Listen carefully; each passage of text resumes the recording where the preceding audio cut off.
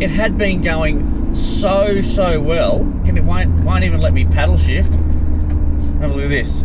Absolutely flat. Still on 40. I found out what's killing the power. It's the...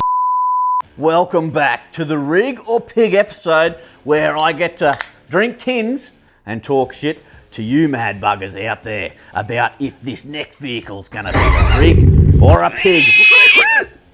Anyway, we have just got our hands on the new Kia Tasman.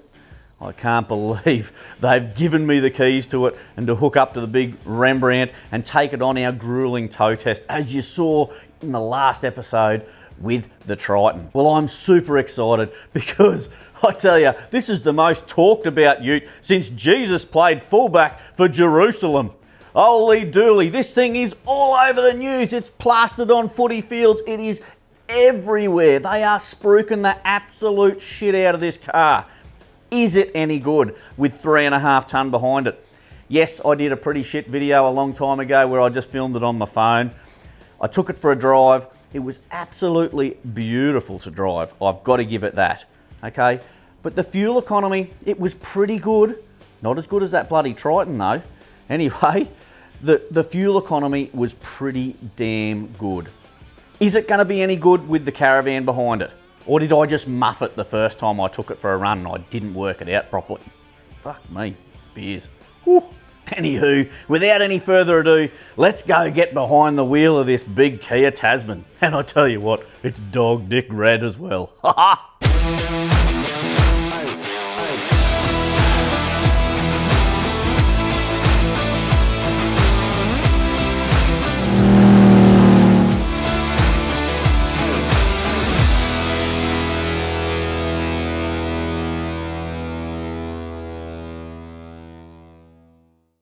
First attempt to back on to the big Rembrandt with the Kia. The camera is bloody amazing. Absolutely spectacular. 360 degree view. Plus backing on here.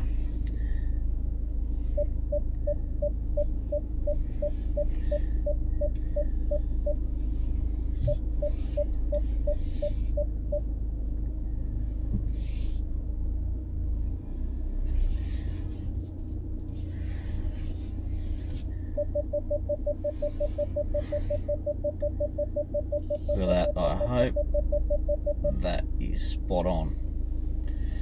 I keep getting confused with this thing here. Press the button for park. Righto, let's get this show on the road. It didn't quite go back far enough. So, the camera doesn't exactly show it in the best light, I suppose, the best view to get that judgment. I thought it was underneath and I missed it by about that much.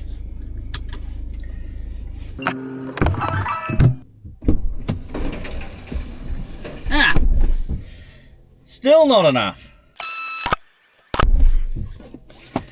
No, I've got to go back a little bit more again. Have I got it this time? Well, it keeps on rolling. Something keeps on going. Look at that. It's on. Well, folks, that did not sag down anywhere near as much as I thought it would. The only thing, I would love to swap that hitch over the other way so the caravan's not pointing down like that. But the way the Kia hitch is, you've got some big reinforcing ribs underneath it and you can't get the actual DO35 hitch on the other side. So we're just going to have to live with how it is. But it isn't too low. Like, it's nowhere near like I had to do with the Triton, where I had to swap the ball over and put it up on the higher spec. So tell you what, the Kia's ticking the box so far, except for the reverse camera. I had to do that 4 times to go back and get it. It shows it that you're directly above it. And yeah, I just kept on missing it by, 2 inches, 1.5 inches, whatever. And in the end, I still had to push it and wind it down because I just wasn't in the right spot. Anyway, that's a minor thing, and it's probably my incompetence, let's face it. Well, we've got the van all hooked up now, and I'm really looking forward to seeing how this thing is going to go. It drives wonderfully on the road when it hasn't got a load or a trailer behind it. So the test will be having the big Rembrandt there. I mean, the Rembrandt caravan tow is unreal anyway, but having all that weight behind this Kia, I don't know, little 2.2 litre engine, you know, 150 kilowatts, or 154 to be precise, and I think it's 440 Newton meters of torque. So it is a little bit down on power, I believe, but it does have the 8-speed gearbox. So as we know, you can have something with very small amounts of power, and when you put a whole heap of gears behind it, it should be able to choose the right one to get up the big hill. Anyway, let's jump in her and head off. So I'm just about to pull out with the caravan on, and I thought I better just check the trailer brakes. I'm used to the red arc one where you just go and turn it and whatever else, and then you can squeeze this one and it gives you the gain. I'm just looking at the dash here. I can okay, it's on 2, 2.5, 3. I know, let's keep it at 2, and we'll see how that goes to start with. There, let's go 4.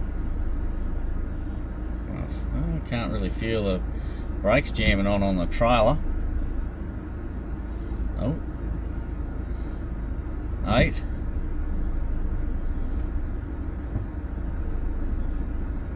All right, 10.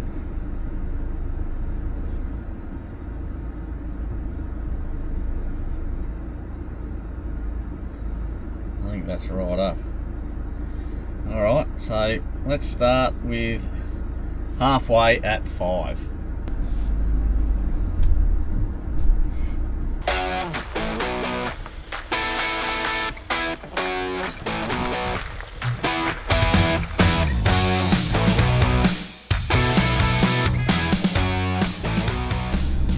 So just coming down the range with the Kia, and you've got paddle shift here, so we can back to second. Running away heaps. Got to keep on applying a fair bit of brakes.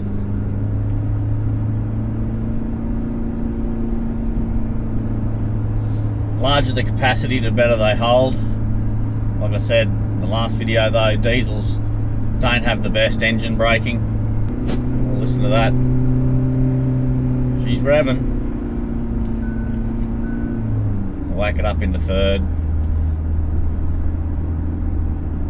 I'll just cruise down to see how the trailer brakes work on the, oh look at that, that is nice.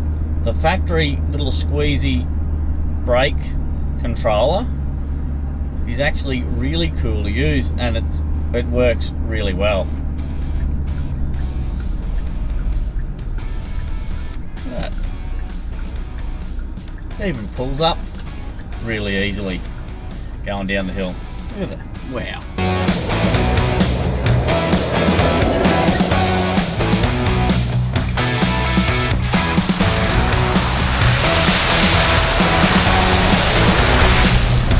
Well, we're on 17 Mile Road.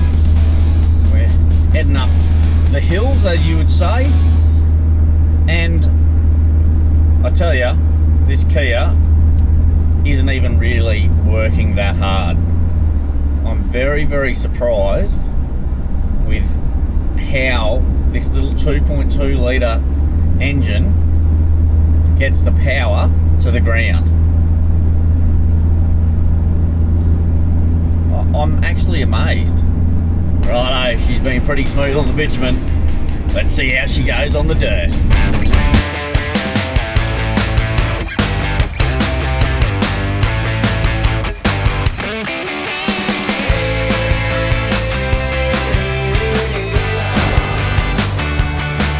Well, I've got to say, folks, this Kia is towing this van way better than I thought it would. Now let's talk dirt road. This road's pretty damn rough, and it is just soaking up the bumps. And this is stock standard suspension. Now I had a bit of a look earlier, I put it on the hoist. They look like parabolic springs in the rear. So they already curve the opposite way than what you would imagine they usually curve this way. And parabolics are renowned for giving a better ride. And when I saw them in there, I thought, the old caravan, she's going to sag, the caravan's going to make the springs on the back of the Kia sag right down. But it didn't. Sort of took that first initial little drop and then it stayed. And the way this car handles towing, you know, that big van is phenomenal. I am really, really blown away so far. The power delivery of this little tiny engine, well, second to none. I don't know whether you'd find another little 2.2 litre on the market that is pulling this with such ease. I mean, the Everest 2 litre, it did it, I thought, easy, the bi-turbo in that, but wow, this is next level. And it's using no fuel by the looks of it. Wow, good on you, Kia. I think you have ticked the right boxes. Righto, here's this really nasty, corrugated, very steep hill. I mean, it's been impressing me every other spot of the, you know, road. What about this one? And I'll tell you, it's eating it. Like I said, it's got plenty of power. That's in two-wheel drive. I haven't even needed to flick it into high 4 like I had to with the Triton. Wow. Ooh, who doesn't like that? Oh, I've spoken too soon. I've spoken too soon. Flicker up to 4 high. Come on, click back, big girl. Here she goes. That actually is a bit surprising. It's going unreal, then broke traction, then lost all momentum. Here we go. Oh, righto, so it is a typical 4-cylinder after all. I'm going to have to eat my previous words. Yeah, I mean, it's a very, very steep hill. But yeah, well, that's a little bit of a eye-opener.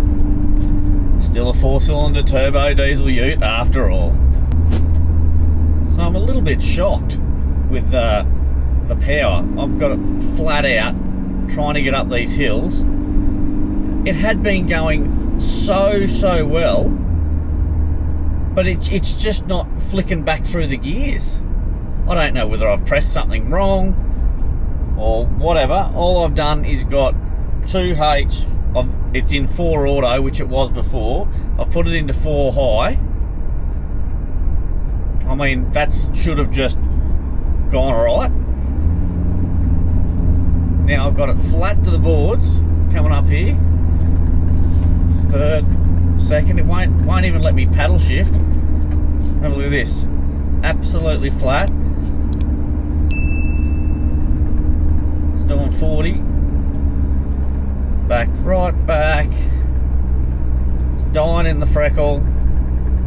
Dying in the freckle. Absolutely dying in the freckle.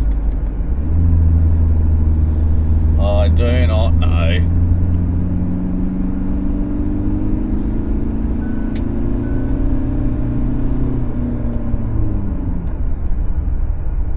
Alright. I've got it in drive now. We'll see what happens. Well, I'm a bit confused. Maybe I've done something wrong when I was going up that gravel hill when I'd flicked this button here. I don't think I have, but it was like it was just leaving itself in a higher gear and wasn't dropping down and, you know, giving itself the power it requires to pull up that steep pinch. So there's another road here. We're just on the way to Perseverance Dam, and there's Crestbrook on the way, but there's a really, really steep hill going down there. So I'm going to divert from my normal route. I'm going to go down into Crestbrook, and I'm going to climb all the way back out and see how it handles driving up that really steep hill, and if it can choose its gears better. Because it's been really blowing my mind how awesome the Kia's been to drive and how it's been giving the power delivery. But all of a sudden, it's just had a hissy fit. Like I said, I've flicked it back over to drive. Okay, I pulled a paddle shift and was going through the gears like that.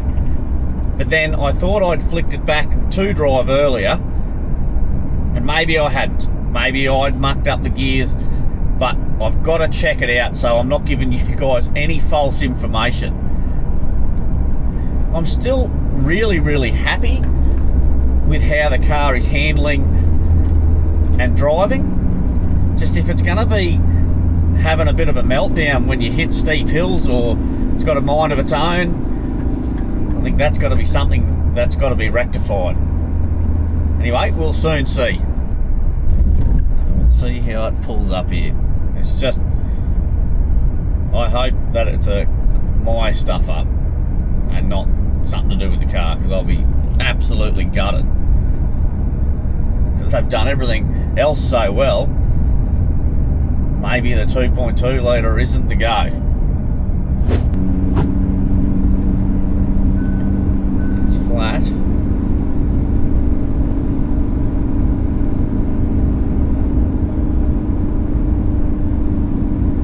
Back it off just a little bit. I don't want to be getting caught speeding. 60 up here. It's holding 60. I just put it to the floor now. So it's just dropped below 60. It isn't changing back. Okay, it's not changing back. Must be happy with the revs that it was holding. So I was doing just shy of 3,000 RPM. Apparently it revs to 5.5 or whatever. So I didn't want to drop back that gear and feed it to itself. Now we've sort of come onto a bit more of a flatter section before we have the real other nasty steep pinch. Maybe it's the traction control, but it's not flashing up on me on the dirt road. Maybe that's why it was killing the power. Maybe it was just because it was really, really snotty. It's gone, oh no, you're turning a tyre. It's that's no good. I'm going to pull power, and then it's like, oh, I've pulled too much power, and now I can't get going again. It was a really, really strange experience on the dirt road. I nearly have to go back down and do that same hill again. It's just a long way round to get all the way down there to do it again. I'm absolutely flat to the boards. It's holding 60. Doing anything really disappointing. It's just playing it safe. So this is in drive.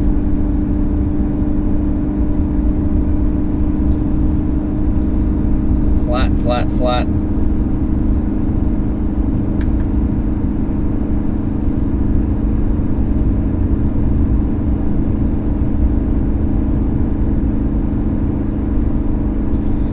Going to do it to me, but it's no powerhouse, I can tell you that. Oh well, standard old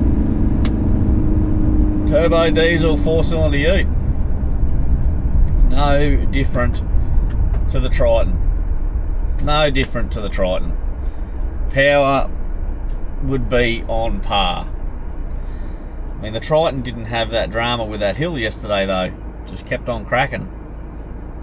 Anyway, you make your own mind up on that.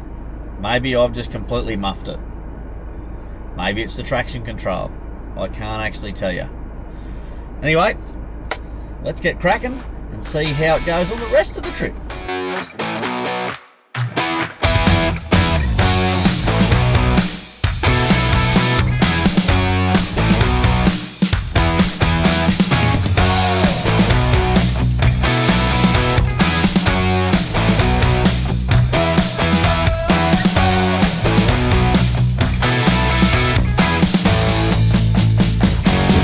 Okay, now standing start to 100, pulling the big Rembrandt. Let's go. Off to a good start. Look at that. 60k an hour now. 80 kilometers an hour now.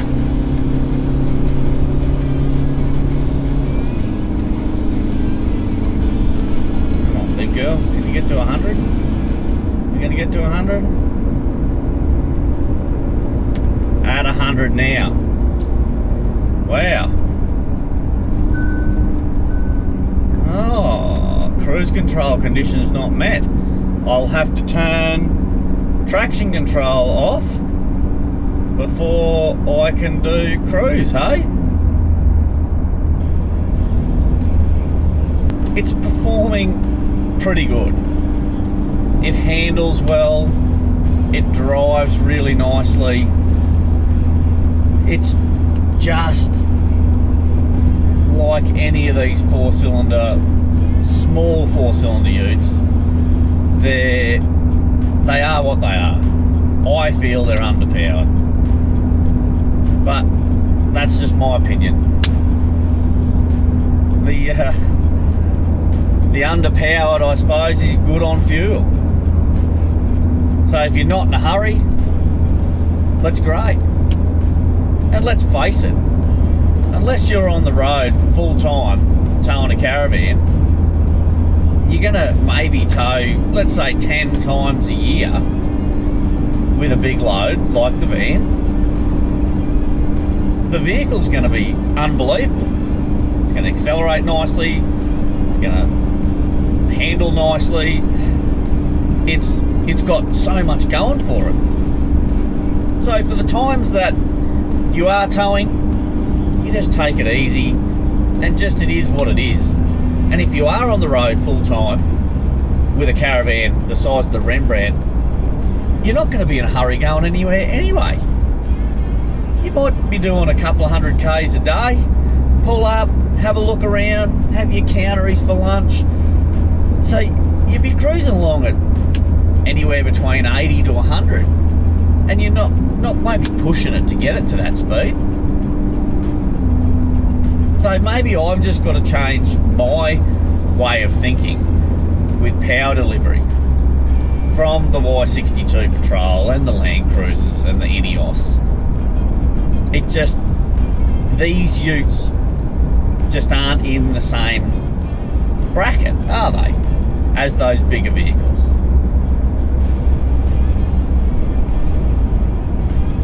Just can't have your cake and eat it. Okay, let's test the cruise control. We've got it set here at 100. So we'll see what it does.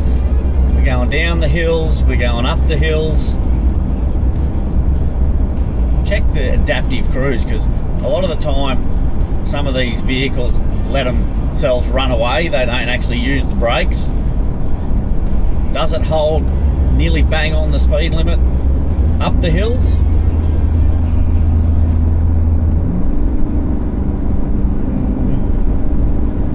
She's thinking about it anyway. Righto, cruise control's been working really well. We're coming down this treacherous part. It's a downhill. It's pretty nasty. It's got some wallows in it. Let's see if it pushes it around. Oh, it's going really well. It's handled that. It handled that well, folks. It really did. There was a car accident there when I came through the other day when I was doing the Triton tow test, and it was a vehicle towing a trailer, just exactly like we're doing right now, and they'd lost control and they'd gone through the guardrails there.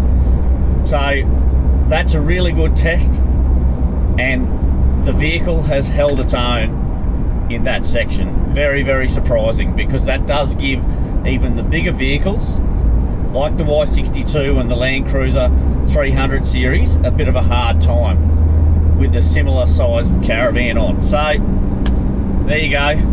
That's another tick in the right box for the Kia.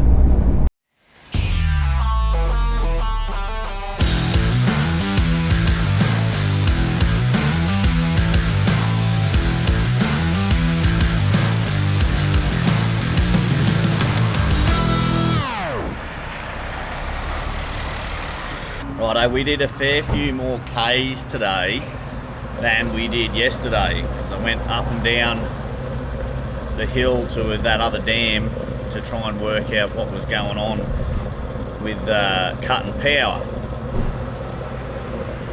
So we went on a slightly different route to get there. So it's going to take some more litres, but I'm not going to divulge how many Ks I've done as yet.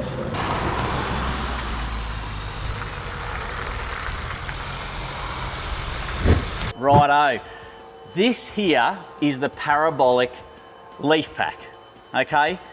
They look inverted when you first look at them versus a normal conventional leaf pack, which is like a smiley face up and down. These have got like a frowny face. They've got the other way. Now, they give you a better, smoother ride than conventional leaf springs. They carry the weight okay, and they actually give you better articulation when you're forward driving off-road. That is why this car is quite smooth along the corrugated dirt roads, and it bloody handles quite well. So good on Kia for putting parabolic springs in it from the get-go. While I'm under the car here, I just thought I'd point out, that's your fuel filter. Now, that is very, very exposed, like a lot of other parts under the vehicle. So I reckon there's got to be a cover made up so when you're forward driving, you don't get a stick or anything just puncture that. Because those lines, you imagine you're cruising along, boom, here's a stick, rip that clean off. That is not much fun. And this one here as well. So yeah, everything's just a little bit exposed for my liking. Nothing that some really big bash plates won't protect, but I mean, you're gonna have to run bash plates all the way across here. That's okay, that's your center bearing, so a lot of the articulation will be behind that. So maybe that's what people have got planned. Aftermarket will be all over this already. But yeah, I just thought I'd point that out. If you don't have bash plates on your Kia, make sure you think about getting it, because if you're going off-road, that's gonna be a very, very bad day for you. Righto, so I'll just give you a walkthrough from the back to the front, okay? So tow bar, hitches on there. That's a genuine Kia tow bar. Your spare tyre, obviously up under there. Here's your big exhaust. Look at this big, massive muffler. Anyway, they're a weird looking pumpkin on these diffs, and I'm going to have to find out a little bit more information. I've got to do thickness tests and all that sort of stuff on these for the GVMs, but yeah, they state 2040 rear axle load, so that's okay, but is it right at its limit? I'll soon find out when I do a thickness test and find out what type of material it is. All right, normal sort of brake lines and all that sort of jazz there. I mean, everything can get caught in any situation, but that's sort of protected by the fuel tank, unless you've got something that comes up from behind here and smashes it. It's not too bad. I don't like this, like the spring perch. Usually they are interchangeable, but that's welded to your housing. So I'm wondering if, you know, later on down the track, that's going to give us some grief for Kia. Like, is that going to start cracking, like splitting into the axle housings when you're driving along corrugated roads, and once they're fully loaded up? Only time will tell. Your fuel tank cover, okay, it's just plastic, by the way. Nothing too heavy duty about that. You've got a big, massive cross member here. All right, and that's what your center bearing is mounted to. That's why I was saying before, you'll be able to run a big bash plate through here to protect your fuel filter and fuel lines. And you've got a massive big, you know, plug there. Have a look at that, flopping around. Okay, stick, imagine that, ta-chunk. There goes your big, massive wiring loom. So it's gonna be a must to get some protection. Have a look at this, I just thought I'd point this out. I don't know if you can see, Hyundai, or is it a Kia? They've circled Kia. So that'll be your transmission computer. Now, what are these bits of steel that they've just thrown in under here? have they gone, oh, hold on a minute. Our chassis is not quite strong enough. We need some bracing. Ah, hold my beer. Let's just grab some RHS and slap her on there. Like, to me, that looks like an afterthought. I mean, it is rugged though. Whatever it's going to be, it's going to make it a fairly bit easier on mounting any type of bash plates and some big heavy duty guards, which you are going to need. Okay, look at that. Big transmission pan is all out in the open, ready to get dinged up if you're off-road. One thing I do like, going away from all that, have a go at this. See this? This is a big circle where you've got massive amounts of adjustment for your wheel alignments. Now, some companies, aka Nissan Y62s, they put tabs and they snap off. Okay, when you're trying to wheel on them, they get a bit of age, everything gets a little bit bound up, really nasty, and like I say, they tear off all the time on Y62s, which you won't have a drama with this. Have a crack at that. That is spot on. All right. So, good on bloody Kia with that one. Now, they're going to need upper control arms when you lift them. They're very close up there already. So, I mean, that's what we do here at DMW anyway. When we do any GVMs and lift kits, upper control arms is a must. It sets your geometry right up properly for wheel alignments. Anyway, you've got some pretty thin sort of bash guards there that cover the sump and everything. The sump is up quite high. You'd be pretty hard pressed to get something through here to smash your sump. But as we know, when you're off-road, anything is bloody possible. Look, if I've missed anything under here, please put it in the comments so I can always get the vehicle back and we can have a bit more of a thorough look at it, pull some wheels off and look at brakes or whatever, and those sorts of scenarios. But I'd love to see your comments, what you think of the vehicle. And look, everyone says it's ugly.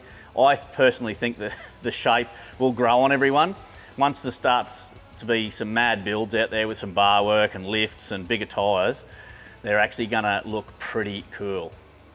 But I'm just not sure about little add-on bits and pieces. Anyway, folks, let's go and give everyone my verdict of what I think of the car as in its entirety. Anyway, guys, speak to you soon while I'm having a bloody beer. Well, how about that, folks? The Kia had its highs and it had its lows. Now, let's put it to bed. The fuel economy, absolutely next level. 15.7 litres per 100. 15.7 litres per 100 on that tow test. Holy smokes. These vehicles are getting better and better on fuel. Well, I reckon I know why they're getting better on fuel. The engines are getting tiny, 2.2 litres. It puts out good power though for that size engine. It's a big ute though, and with 3.5 tonne behind it, it did feel underpowered at times. But at other times, it was absolutely phenomenal. It's a little bit hard, and I'm starting to think, because I'm not a tech guru, it's got to be in the instrumentation and how to turn off some of those safety features. Now, I'm not a tech guy. I can't stand vehicles with over-the-top tech. They are very techy, okay? It is top of the line. It's got that facial stuff that checks if you're not paying attention. It bings all the time. It sees a speed limit. If you're doing 62 k's an hour and you're doing it's a 60 zone, it's going to keep binging at you. That's probably good for a lot of people, but for me, just annoys the absolute shit out of me. I'm a bit old school. Put me in my old Land Cruiser BJ42 and just set me on my way, and I'm happy. So that is the actual lowest of low amount of tech in a vehicle, and I reckon the Kia Tasman is right up there with probably having the most amount of technology on board. Now that caused me some grief going up the big hill climb on 17 Mile Road. It cut power, and I'm trying to think, did I actually do something wrong? I flicked a flappy paddle, you know, did I not flick it into 4 high quick enough, or did that cause it to do something wrong? I don't know. Then the next section coming out towards the top of that road, it did it to me again. And I'm like, it's got to be something I have done. And it was, folks. I didn't turn the traction control off. Now that traction control does a deep dive into the system, and I really feel that it captures, like the sensors on the front of the car, captures like the grass on the side of the road. Anything narrow, it didn't like, because it did it to me again coming across the dam wall at Perseverance. When I climbed up the other side, I'm on the bitumen, and I'm like, it's just cut power again. What the fuck? Anyway, I noticed this time on the dash, the traction control light flashing. I just got to have a sip, folks. Now, I'm on the bitumen. I wasn't turning a tyre. What the hell is going on?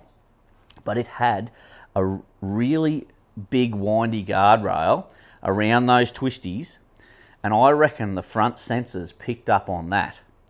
And it's gone, oh, we're a bit too close, blah, blah, blah. It's flicked on the traction control, and we have lost power. Now, without doing the circuit again and checking that was the fix, right, I turned it off for the rest of the trip, and it seemed to run absolutely smick.